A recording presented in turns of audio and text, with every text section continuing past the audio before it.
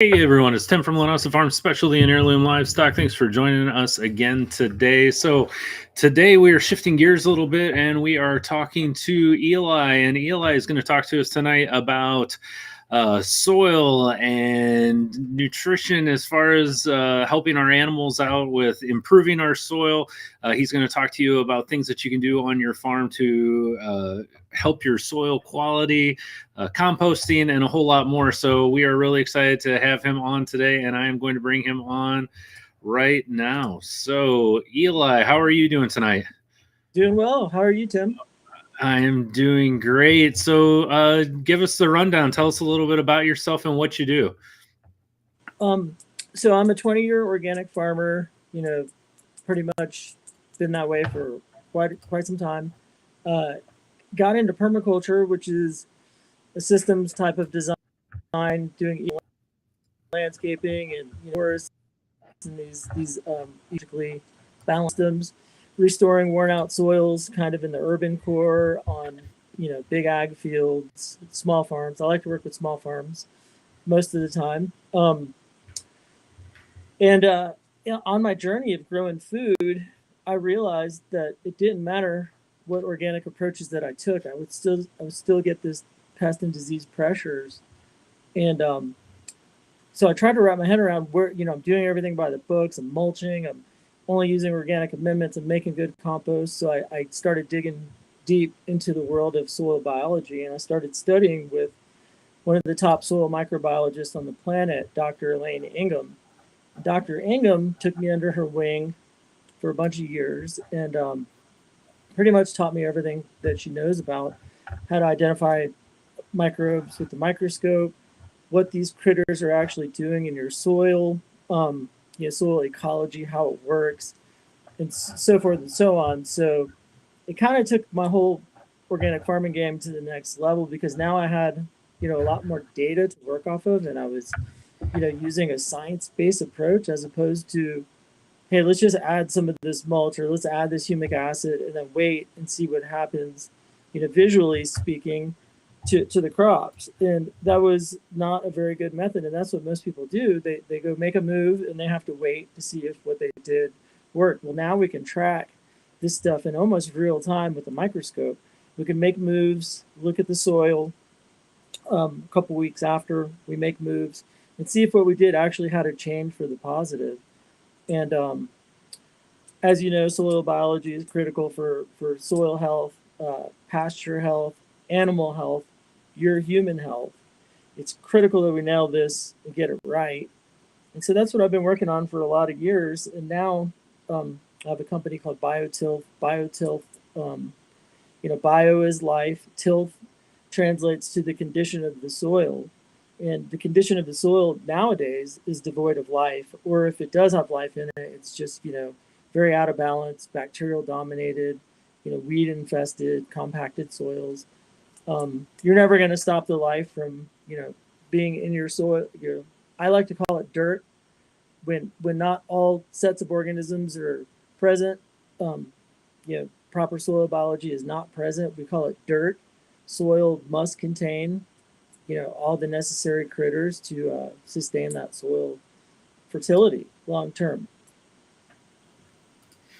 Right. So we had talked briefly last night, just kind of an initial meeting to kind of talk about what we were going to talk about tonight. And, I guess the main question that I asked you that really kind of opened up my mind to this was I said, how would you sell this to me? Like if I was just the person that I am now to where, I've got pasture, I've got animals, my thoughts about soil and about, I think of just fertilizer. I think, oh, do I need to fertilize my field or do I not? And you said, no, you're thinking about this wrong. By adding these microorganisms into the soil, you're changing so much. You're making things so much better that it actually becomes easier, right? I mean, if the more you're willing to do this, the easier it is the better it is for your animals, the better it is for the plants, and Yeah. obviously the less fertilizer you would actually need, correct? Yeah. The fertilizer can actually be a detriment to some of the biological processes in the soil. But basically, without getting too geeky or too nerdy, just to sum things up, what's going on there is the plants in your pasture, or in your crop field, or whatever you have going on. The plants are taking most of their photosynthetic energy and throwing it into the root zone, and then releasing that energy in the form of sugars. And the sugars themselves are food resources for microbes that are in the soil. So, for example, say a plant, your pasture grass is running low on boron. So boron will actually, the plant can release a particular type of sugar that will draw a microbe to its root zone, that will actually start to extract boron from the parent material in the soil, from the sand, silt, and clay in the soil. So, and they do, the microbes produce enzymes, and they actually mine nutrition from the parent material in the soil. So, it's very specific. And so what I was talking to you about was putting the power back into the plant's hands, where the plant can actually run the show. Because what happens is, when it starts attracting this micro herd of all kinds of bacteria, fungi, protozoa, nematodes into the root zone of the plant, then you have this predator predation, predator prey thing happening, where you have, for example, nematodes eat, there's fungal feeding nematodes, there's bacterial feeding nematodes, there's omnivores, there's all kinds of different nematodes, and they eat bacteria or fungi or even protozoa and release those nutrients. They get too much nutrition from the bacteria, and they poop it out, and they poop it right into the root zone of your plant. So then you end up having fertilizer right there on standby, right in the root zone of that plant. It's being fed the way that Mother Nature set it up to be fed, and it takes you kind of out of the loop. Gotcha. So when I'm looking at this image that you have here, this soil environment, that's kind of like a what is this exactly? What are we looking at? This is kind of summing up what you just talked about to a certain degree, is it not? Particles of, aggregate there. You're seeing sand, you're seeing some silt, you're seeing clay. And if you look really closely within the pore space, within all of those particles, you have nematodes swimming around in there, you have protozoa, you have a bunch of bacteria, you have amoeba, good amoeba, microarthropods, all these critters, and they're literally hiding in these pore spaces. Some of them, are hiding out because they're going to get eaten by something else. So there's literally like this war zone down there. I hate to make it sound so graphic, but there's things eating other things down there and sustaining, and all of that ends up turning into nutrient that your plants can get into. So your pasture can get down into those nutrients and turn it into, healthy growth. And the process is actually called mineralization. So you look at microbes, they make enzymes which extract nutrition right out of the rock, sand, silt, and clay, and rock. And then they absorb it into their bodies. Something comes along and eats, a bacteria, and then they get more nutrition than they need from that bacteria, and they release it back out. That's the process of mineralization. That's the way plants were designed to actually get their nutrition. And this little diagram here just shows a whole multitude of interactions within that root zone, and all of this is happening immediately right around the roots. This isn't, Gotcha. it's happening away from the roots, but the roots themselves are providing the sugars, complex sugars, all kinds of unique sugar substances that the plants create to feed these critters. Gotcha. So so for individuals that are brand new to this, let's say, we have individuals that are saying, I want to get started with improving the soil quality on my farm or on my pastures, and I don't know what to do first. Kind of walk us through the process. What does this look like? Is this something that's one of those, we hear in farming communities, we hear all kinds of wonderful things all the time. And so many of them are priced so far out there that it's like, yeah, that sounds nice, but that's not realistic. But, from you and I talking, this is most definitely affordable. It's almost, I feel like I'm going to actually save money by doing this, but it's a process. So kind of, if you were to take somebody on, what would that process look like, and how does it work? So first of all, we'd get a baseline. We get baseline data sets from a soil chemistry perspective and then from a biological perspective. So we'd send off soil samples to the lab and figure out what's going on there from a soil chemistry perspective. I like the MELIC 3 test. That's the one that I'm kind of trained to make sense of. There's over 6,000 extracting agents they use in soil chemistry labs across the world. It's very confusing. A MELIC 3 test is the one I like, just because I understand I can interpret the data that comes out of that. So we're looking for, most agronomists' approach to this is, we see phosphorus is low, so we're going to put, 500 pounds of phosphorus per acre or whatever. I don't necessarily do that unless it's really, really low, because there are bacteria, phosphorus solubilizing bacteria, and actually pull phosphorus out of the soil. You can make, or you can buy in a product that already does that. There's also, so if there's things completely out of whack on that soil chemistry report, I may make moves. For example, the calcium to magnesium ratio is critical. That one I like to get pretty dialed in, as close to possible. And normally that's a 6-to-1 ratio of calcium to magnesium. And a lot of times it's flip-flop and you get super compacted soils because of that. So we obtain a data set of soil chemistry, and then I do a biological soil assessment, which I use a microscope. And what I'm looking at is numbers of bacteria, fungi, protozoa, nematodes, possible pathogens. And we're looking at micrograms per gram of bacteria, micrograms per gram of fungi, numbers of protozoa per gram. And then we're looking for a couple of nastier organisms. We call them, some people call them water molds. We call them omycetes. It's a lower level of fungi that are non-beneficial. Most of your root pathogens in crop fields and pastures come from these organisms, omycetes, and that's your Rhizoctonia, your Fusarium. See that stuff in the microscope, and we make notes of it. Healthy soil, you'll never really see that stuff. But so then I give people a report. So we have the soil chemistry here, and we have the biological report here, and then we really kind of know what's happening in that soil.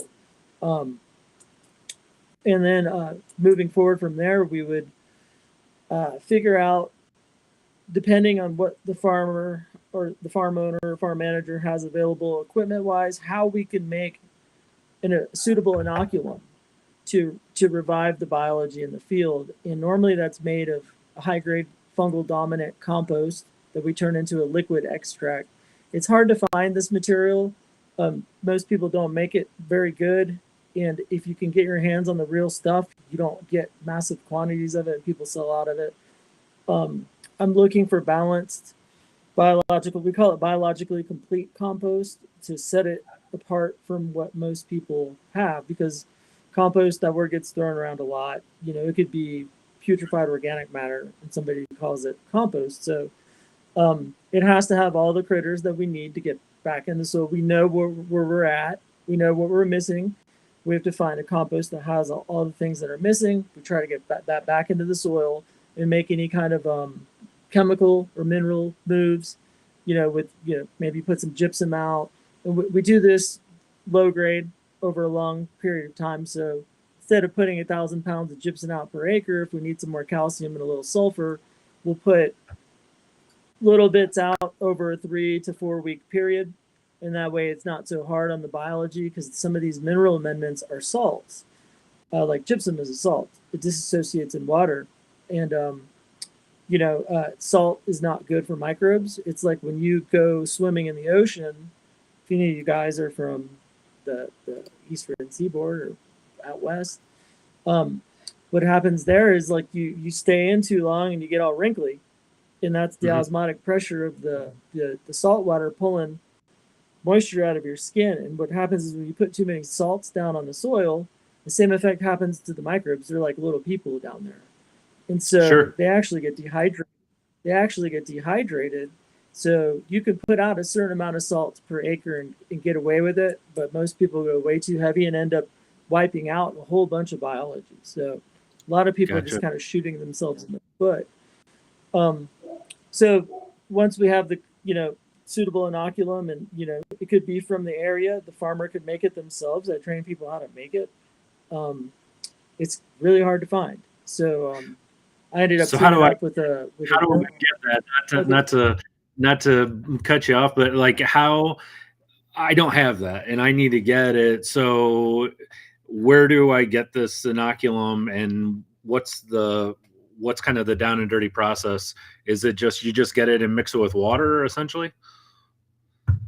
basically, I mean, so if it passed the test in the microscope and it looks good and all the numbers are there and it's pretty balanced material, I like to find stuff from my geographical location within preferably a couple hundred miles from where I'm at. And you're working with more indigenous microorganisms, but they kind of work across the board. But the more localized you can find them, the better. So I ask farmers to ask around and start calling around and finding people that produce compost or worm castings in their area, and then I have them send me samples and I look at it to tell them if it's suitable. And that way they can buy it in from their local area. If not, I actually sell a product that I worked with a fella who's making worm castings indoors in northern Alabama, and he makes fantastic inoculum, some of the best that's ever come across my desk. And so I've been actually using his products a lot on a lot of my latest projects and in my own gardens. That's what I didn't find anything, just really kind of challenging. In the end, I want to empower the. I'm sorry. Go ahead. No, go ahead. Go ahead. Oh, I said in the end, what I really want to do is empower the farmer to kind of take his waste streams, produce his own inoculum right there on farm. And I train people how to do that. And then that way they're not having to buy in anything, and they have kind of an endless resource there. So I do a lot of educational stuff. Right. And people can contact you. They can go right to your website, the www.biotilth.org that we have here on the banner on the bottom. And it has all the contact information for you as well. Yep. And this is not just, I mean, really, we are talking about animals, but the reality is this is stuff that really works across the spectrum. So, you can use it for your pastures. You can use it for your hay fields. You can use this on your lawn. You can use this in your vegetable garden. Like we're talking about soil health across the spectrum. Well, we're right? talking about, we're talking about animals, Tim. They're animals. Right. That's what's in the soil there that we're missing is, there's above ground animals, which you guys deal with. And then the underground micro herd is what I kind of specialize in. Right. Now, if you could pull up that one picture, I would like to comment on the one with the trees. This is a really important concept to kind of hammer across to the crew here. Is if you look at this picture, that first square, it's very small on my screen. Let me see if I can make it bigger.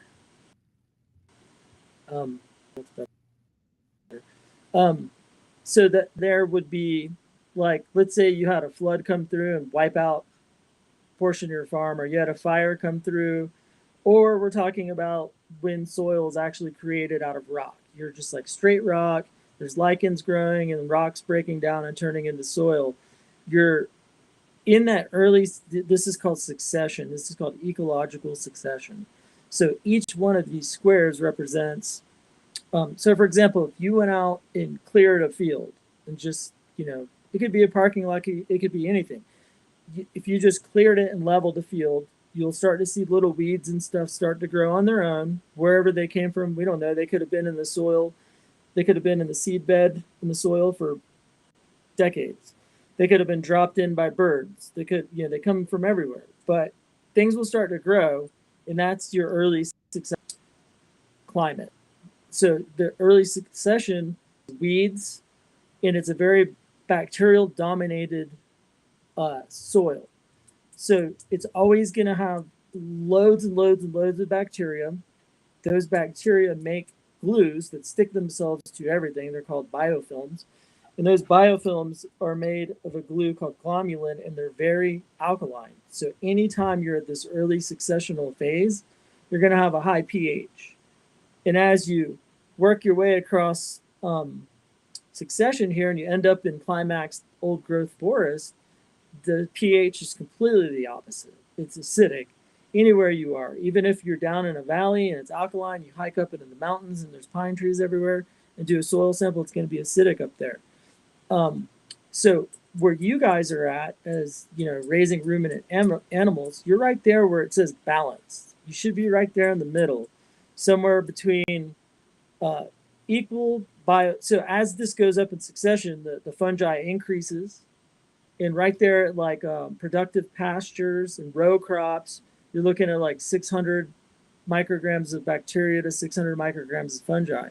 So you're looking at equal parts in biomass in the soil of fungi to bacteria. And that's going to give you massive amounts of production. If you're trying to grow healthy grass, let's say short prairie grass, or, you know, any kind of native grass that's designed to grow in a, you know, that succession, and you're trying to grow it in a field that was just tilled and herbicided, or, you know, whatever, you're trying to grow something back in that early successional block, if that makes sense. So you're trying to produce something that doesn't want to grow there. So you can't plant trees, old growth trees, back in that early succession. They're going to not do very good at all.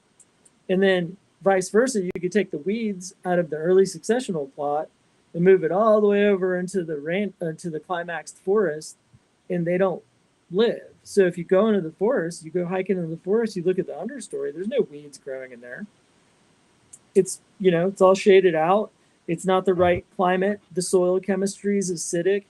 The fungi is much too high for the bacteria to really thrive in massive amounts, like in early succession.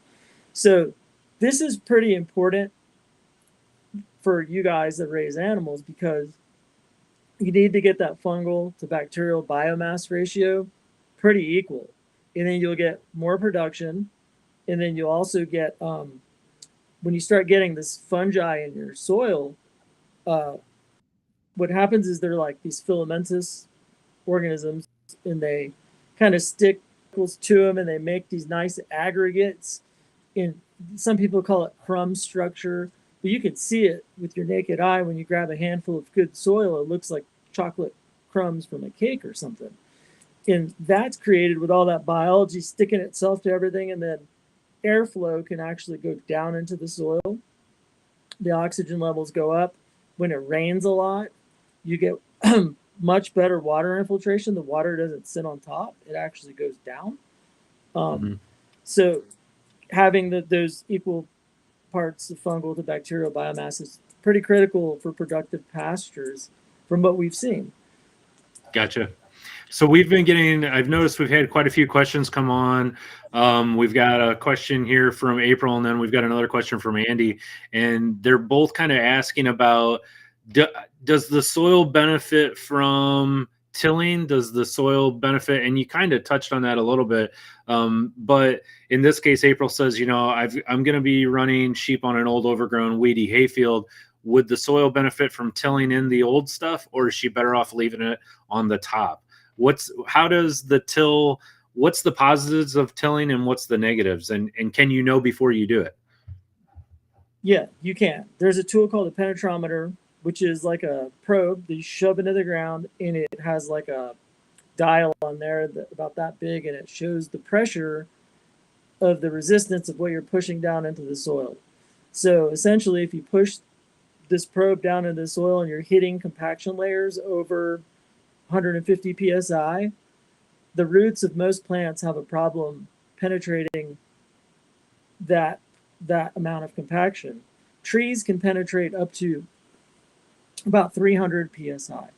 So if you're compacted, which a lot of people are, you know, you could use the animals to kind of break up the compaction, but if your compaction layer is like 6 inches down, that's not going to work too well.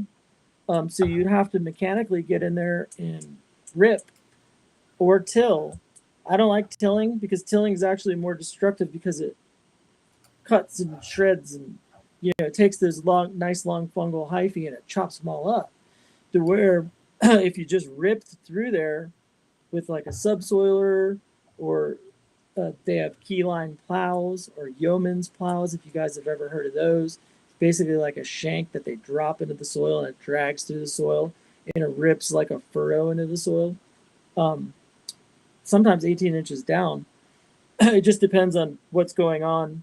But the least amount of disturbance is the better, but I understand that sometimes that does not happen. So you're going to have to use some machinery. A tiller, I think, is the worst. A subsoiler is better. Keyline plow is the way to go if somebody can afford it or build something similar to that. Because it's, in the end, you go through and you rip the whole field, you look at it, you just see lines in the field. It looks very not disturbed. And you're getting oxygen down, you're getting through that compaction layer, and then you inoculate it with the biology and maybe put cover crop, whatever you want. You can make several moves with one pass of the keyline plow. You could drizzle. I was telling you, we retrofit them. I don't personally, but I work with farmers who, I give them ideas and they come back with me with these amazing designs where they'll subsoil and then they'll drip compost extract or compost tea with all the necessary biology down the backside of the subsoiler shank and get that biology down where it needs to get through, because those compaction layers are rough. All your problems happen at the compaction layer. So if you can address that before you put animals out there, you're going to be sitting much prettier. Now, last night when you and I had spoke, the compaction layer came up, and it kind of blew my mind in the fact that, can you explain in layman's terms what this compaction layer is in like a field and how it works? Because I guess I had never really thought about this before, and I know it came up in our conversation because I said we were talking about water retention, I think is how it came up, and I said I have hard blue clay where I'm at. And I used to have these spots in my pasture where all this water would stand. And then I started running my animals on there, and all of a sudden now I don't have any water standing anymore. And your response to that was talking about the compaction layer, correct? Yeah, they actually probably helped you out. You probably had a great deal of surface compaction, and you put the animals in there and they broke it all up. And we work with, some Allen Savory people that do the mob grazing. And we work with some people on in Tucson, Arizona. It's dry land mob grade, which is really interesting. And they're having this, as you just described, by just putting loads of animals into one spot. We put that biology down. That's really the poor man style, and pretty attainable if you have a lot of animals to do it that way without any equipment. It's going to take longer, but the compaction layers are interesting because I was telling you, they can occur. Many different things can cause a compaction layer. Driving over a field, walking on a field.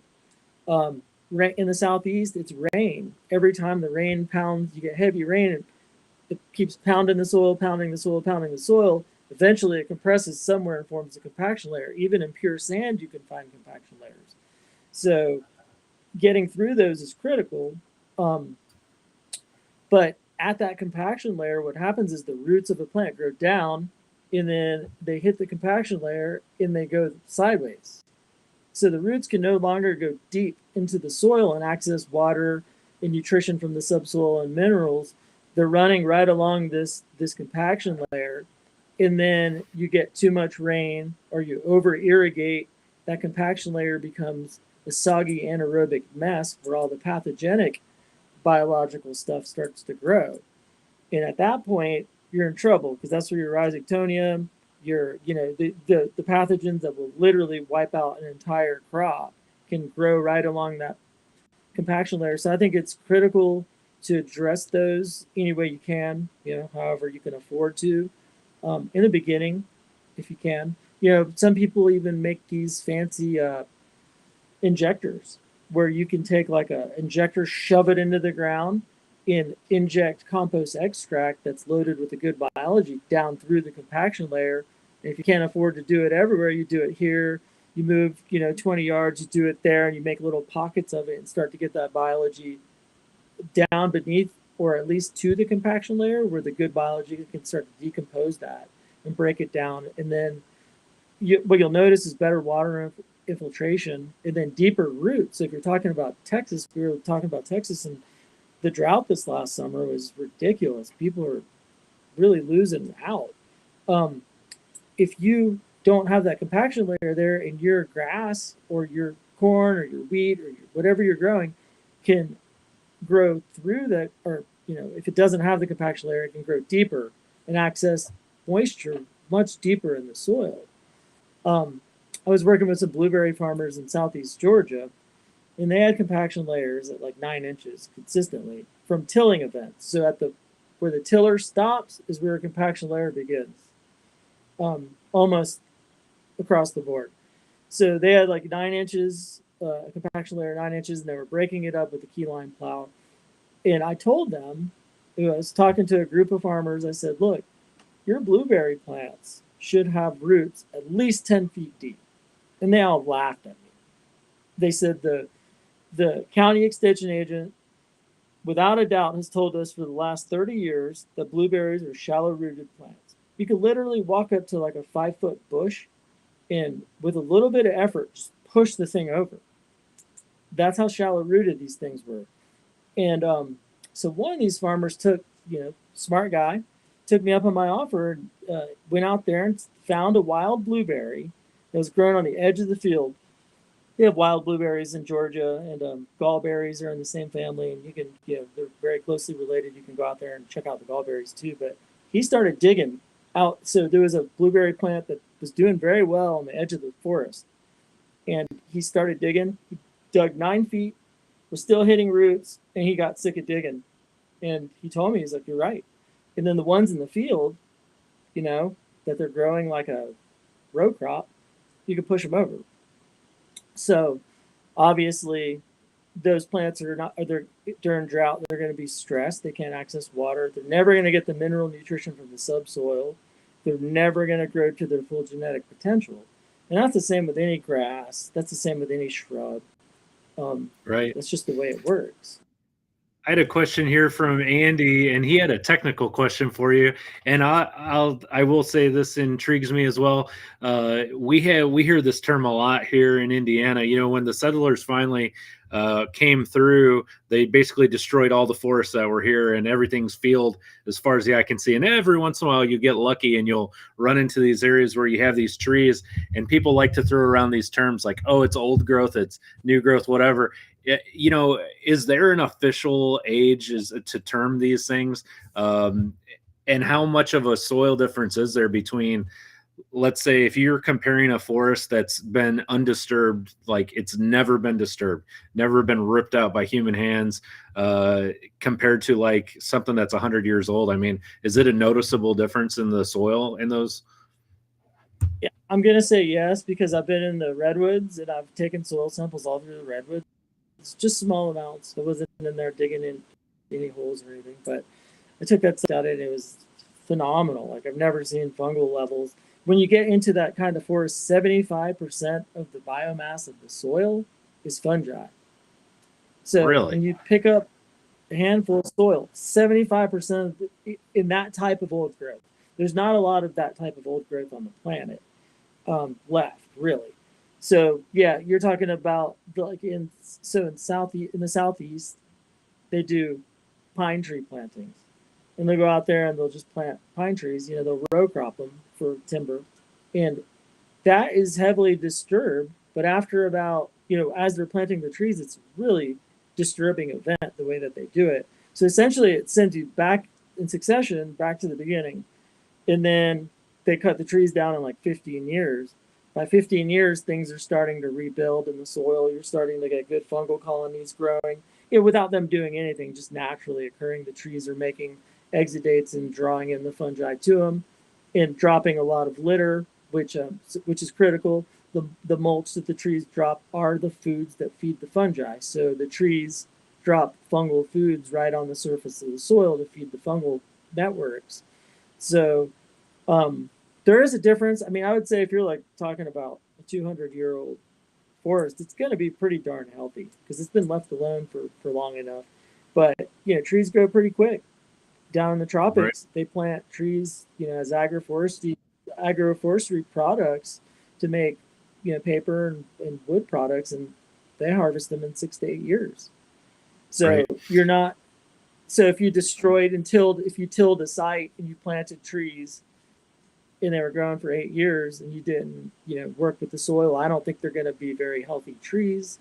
They could have grown much faster if you revved up the succession and kind of pushed it towards that later succession by adding the good fungi, that in other critters that they need. Gotcha. I'm So not I sure if I wanted to answered the question there.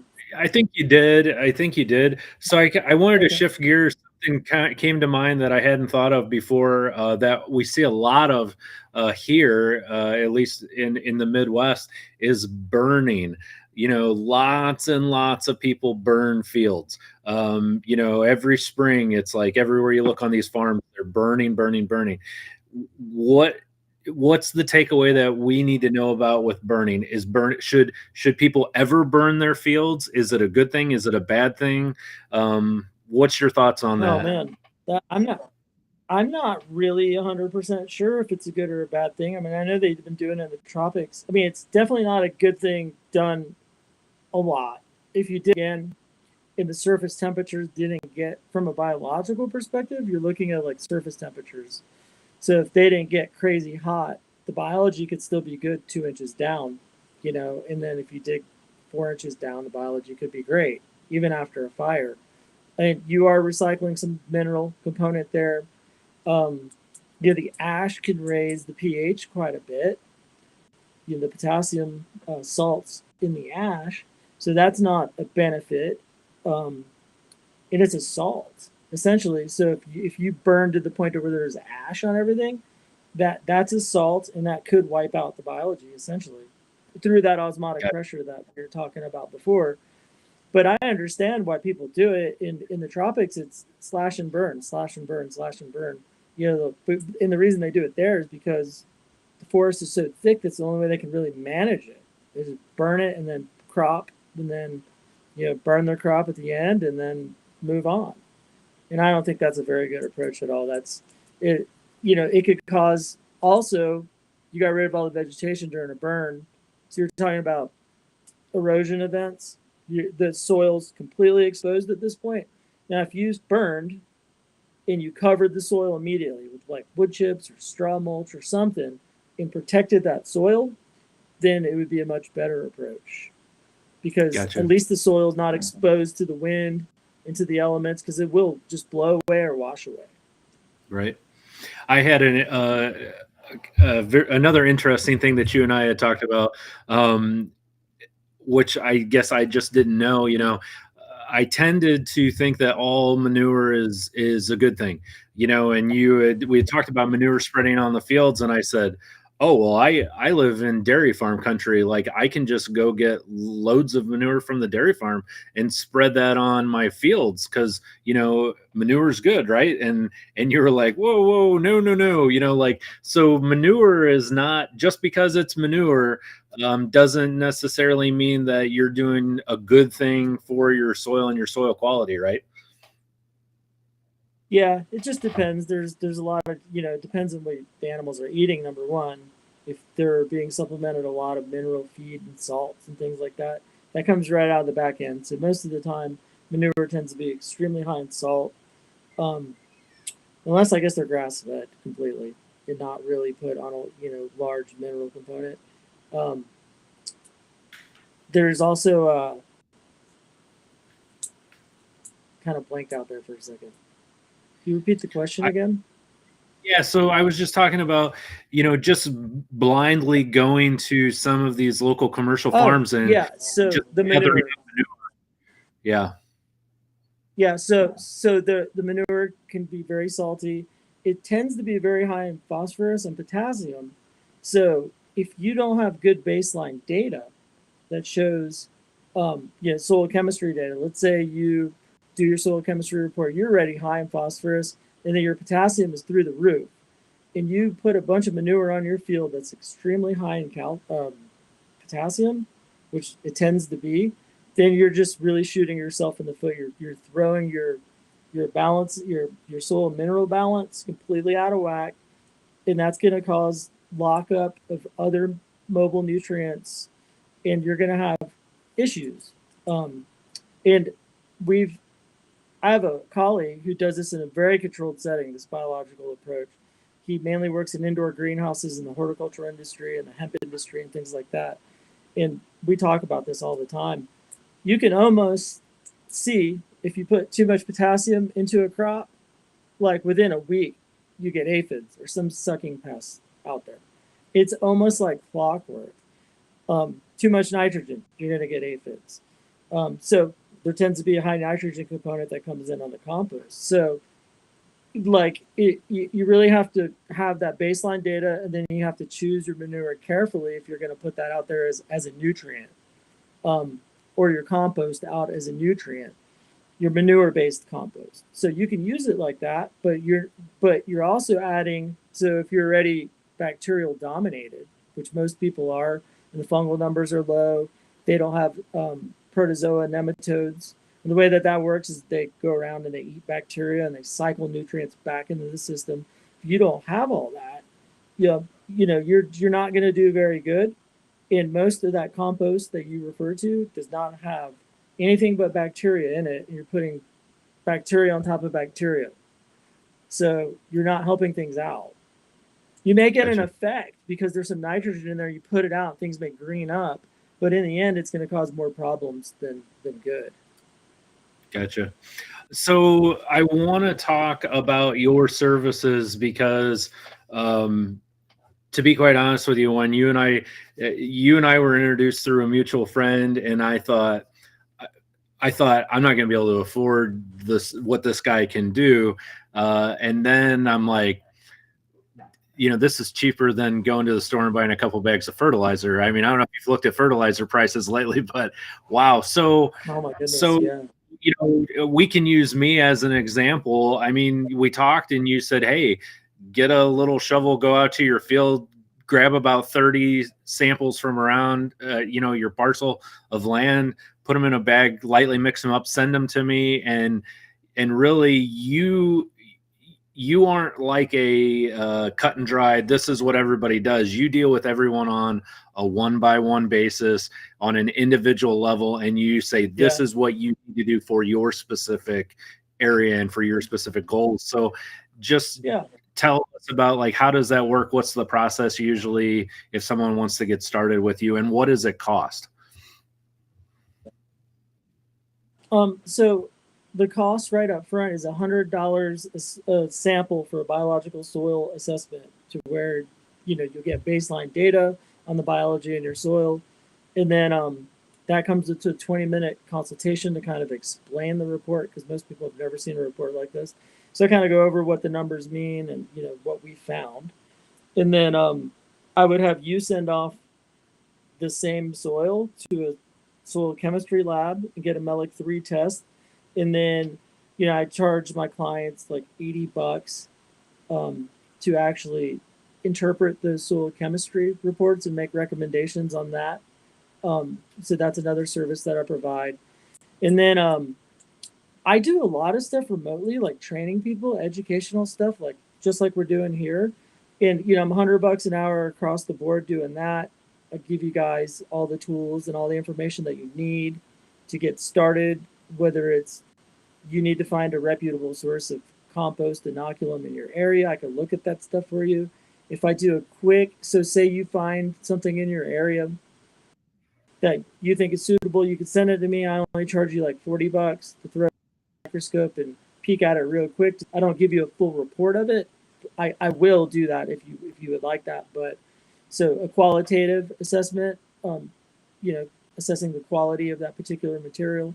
And then if you want to purchase castings from me, you're more than welcome to do that. They're quality. I batch test every batch for the producer. I don't make them myself. The producer does. Really, really high quality material. You'd be hard pressed to find anything that good around, really. Right. So then I kind of coach people on how to. I do on-farm visits. Like if somebody wants to design their own compost extract or compost tea system, I can make recommendations on the equipment, although it's not that complicated and you don't need that much equipment. Some people like to buy equipment. Some people like really fancy equipment, and that's totally okay. I've used all of it. And, So there's a little bit there for everybody in all kind of, financial price ranges there for what people can handle. I know things are through the roof right now, so it's all about how can we take the power back in onto our farms and not spend money and still get good production and healthy animals and healthy forage. That's the name of the game. And so it looks different, like you said. Every farm looks different. Everyone's got different soil. Everyone's in a different region. If you're doing this out west, I live in Flagstaff, Arizona. 2 hours to the south is the Sonoran Desert. If you're trying to do this in the Sonoran Desert in the summer, you're not going to do very good. And now, if you do it in the winter and time your applications with rain events, you're going to have a much better success. It still works in all climates. You just have to approach it completely different. So if you're in a drought like Texas, this summer was not the best time to make biological moves because you put the biology out there on the land. They need moisture. It's just like a human. You can't be dropped out in the middle of the desert and not have any water and just have the sun cooking on you day in and day out. You're not going to do very good. Now, if you till or work the material in and not just spray it on top, and if you keyline plowed or subsoiled and injected it to 9 inches, the biology is going to have a much better chance to survive because they make little biofilms and stick themselves to soil aggregates, and they could even go dormant if the conditions become unfavorable. So if it gets really dry and it's a terrible summer, the biology will just go dormant. It won't even die. The only time it really dies is if the conditions change rapidly, like if you throw it into an oven or something like that, or throw it into a freezer and things come down in temperature, faster than a natural rate, then you could lose some things. You definitely, biology dies when you do that. That's why we keep our food in a refrigerator and a freezer, because bacteria and stuff won't grow on it. So, it looks different. It can be somebody running out with an ATV with a backpack sprayer on, spraying, smaller areas that you're holistically grazing or larger areas. We put them in, big irrigation booms. We've injected, 500 gallons of compost extract into big pivots and just do that, multiple times a season. But normally the approach is at least 3 times a year. We like to inoculate and make moves in the fall, in the spring, and in the summer, sometimes twice in the summer. And if you have high pest and disease pressures, every month in the summer would be ideal, once a month. So it just kind of looks different depending on where you live and what you're working with. So let's talk a little bit about this inoculation process. So I understand it correctly. So now let's say I want to buy these worm casings from you. I've been told by a couple different people, they're like, this is where you need to get them. I don't know who this is made by, but you and I have talked about it. These are some of the best that you can get your hands on in the United States. There's an art to this, to getting all casings are not created equal. So there's a process of making a concentrate, and then from the concentrate you actually then it is made into, I guess where I'm a little confused is, if I get 10 pounds of this or 20 pounds of this from you, how much does that actually equate to in gallons, I guess, or how far does this stretch, and how is it applied? You told me some wild stretch it out. You can stretch it out pretty far. There's a colleague and somebody I've been following for a lot of years, Nicole Masters, and she works with a lot of the holistic grazing people all over the world. She's from New Zealand, and she has some anecdotal reports. I haven't seen the data on any of this. As little as a couple pounds per acre of these castings. So you take a couple pounds, turn that couple pounds into a liquid extract, and dilute it into enough water to cover a couple of acres. And they're having measurable effects. And what they're seeing is this quorum sensing thing where, you're grazing animals on this land. You're very familiar with the land. You're very familiar with the grasses, the weeds, the forage. And then you put this stuff out there, and all of a sudden you're starting to see plants people haven't seen in a decade or so. We don't really even know what's going on there, but this has been definitely being observed on some of these areas that are being treated with biology. So there's this quorum sensing is what they call it, where the colonies of bacteria like waking up seed beds that have been down there for a long time, and sometimes it's very nutritious forage that, you know, in areas that don't have very nutritious forage, then all of a sudden the good stuff starts growing again by just making these applications. So, and that was with very little amounts they were seeing these results. So I feel comfortable doing like a pound, um, not necessarily on a broad acre, but I do this all the time for my own garden, so I'm very familiar with a pound of the material. When you turn it into an extract, you look at it under the microscope, it's extremely, extremely dense. So you can probably dilute that 5 gallons into 20 gallons and spray it on an acre. I'd feel comfortable doing that. You could probably stretch it out even further. Um, they've dropped this stuff out of airplanes. They've dropped it out of helicopters with low volume spray rigs. I was telling you about my mentor, Dr. Elaine Ingham, on a project. They were dropping it out of airplanes. They would soak. It was the area was so remote and inaccessible that they were doing helicopters, and they were soaking the bales of hay in this compost extract, and then just dropping the bales of hay out of helicopters, and the animals would come to it, and you know they'd rip the material up while they're eating it, make a big mess, and spread the biology in that area. And then obviously a lot of the biology survives and goes through the gut, and they're dropping, you know, patties of good biology all over the place, which is great because they're dropping the biology here and there with the actual food resources to sustain that biology. So when you put the biology out there, yeah, they need to have something to eat. If you put on like some compost extract into pure sugar sand, like we have down in Florida, um, they're not going to do very good because there's no organic matter. There's not much food resources for that biology to survive on. So we always like to say you can get um, if you can get 3% organic matter, you're sitting pretty good. At that point, the biology really tends to stick and do what it's supposed to do. Anything less than 3%, and you're struggling just to get things going.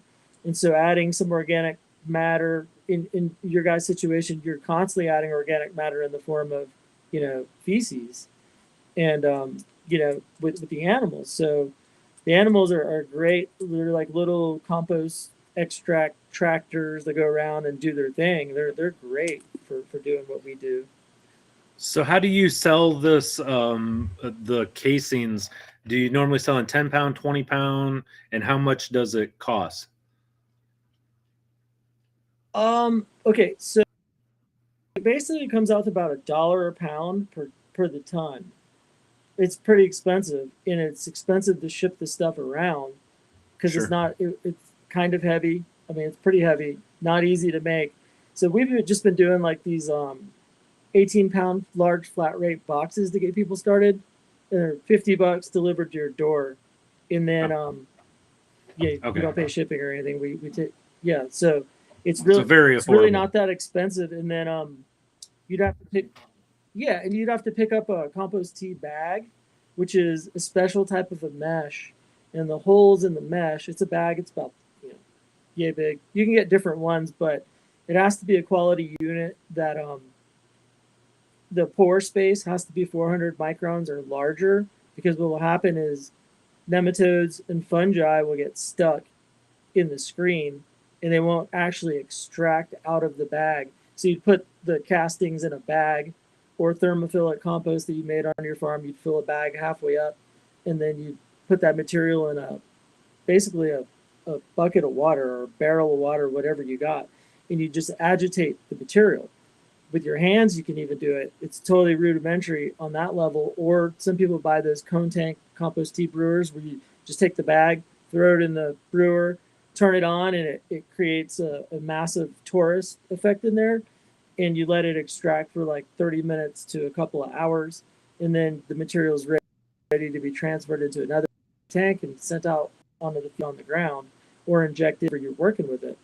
So it can be as rudimentary as literally using your hands to extract the microbes into the water if your bag is the correct micron size. Or it can be a completely complicated, super high-tech process, and I've seen every which way. Right. There was a couple of things that surprised me about this. The first one that surprised me was that it's safe for animals. You know, you and I had talked about situations where they were spraying it on the animals' feed as far as the hay. We had talked about how sometimes they would even spray it on the animals themselves, like on their legs, on their feet, and they're walking around spreading this. And then the other thing was that you talked to me last night about how, you know, high pressure systems aren't necessarily the way to go with this. 90-degree angles, like it can actually damage the stuff that's in there. So you said more, if I can do gravity feed and do like a drip or stuff like that, drops like that, you said that would actually be preferable, correct? Definitely, yeah. Right angles. So if you think of microbes traveling in a stream of water at high pressure and they hit a wall, literally they splat. So you got to have 45s, you know, or tapered curves in your equipment if you're going to do that. 45s work just fine. No right angles and low pressure. The lower the pressure, I mean, I think it's like up to like 80 psi. They can hack. I'd have to check those numbers on that. I don't really mess with high pressure systems. We broadacre and your kind of situation, we just kind of drizzle it on with gravity feed because when you make the extract, it does have a lot of sediment in it. A lot of the worm castings just kind of fall apart, and there's a lot of organic matter in the material. So to use a spray rig like your typical agricultural spray rig that's designed to spray chemicals will probably gum up all the nozzles and everything unless they're big enough. And I'm not an expert in all of that. I leave it up to the farmer to you know, depending on what they have, and we talk about what equipment they have, and you know, I make suggestions on if it would work or not. Sometimes it's just trial and error. Um, I've used one of those in my own situation. I've used I didn't know if it would work or not, but those blowers. It looks like a leaf blower, and it's got a tank on the back that holds about 4 gallons of water. And you can cover massive amounts of ground with that thing because it throws. It's a gravity feed coming out of the backpack tank, and it just drops the drops in front of the blower. Essentially, it's a total gravity feed. So you know how powerful a leaf blower is. It just blows the stuff out. And you know, I didn't think it would work. So what I did is I set up a 5 gallon bucket, you know, like 20 yards away, and started spraying this out there. And then I went and tested the material that's in the bucket under the microscope, and it was perfect. It looked just like it did going into the backpack. So sometimes you have to test to make sure your equipment's not actually damaging the biology. Yeah. Gotcha. So we're in the midst of doing some samples now. We're working with you. I'd like to do a follow-up with you. Our hour is up already. That went by quick. As you and I had said, you know, it was definitely going to take more than one. But this was a good introduction. And now I think when we get back together, we can kind of go through the process and what we're doing. And so, you know, right now I've done some soil samples. Sure. I'm sending some samples to you. I've got some going to the lab. Again, this is less expensive than it was going to cost me to buy some bags of fertilizer and fertilize my lawn. So I was very pleasantly surprised. And the other thing that I like is this no kidding tells me where I'm at. You know, this is no kidding, getting the technical data back and saying, you know, this is where you're at. And this is, you know, then I can get a plan together telling me where I need to go. You know, if you don't know where you're at, it's really, really difficult to know where you need to go or how to get there, I guess. So we really appreciate you helping us out.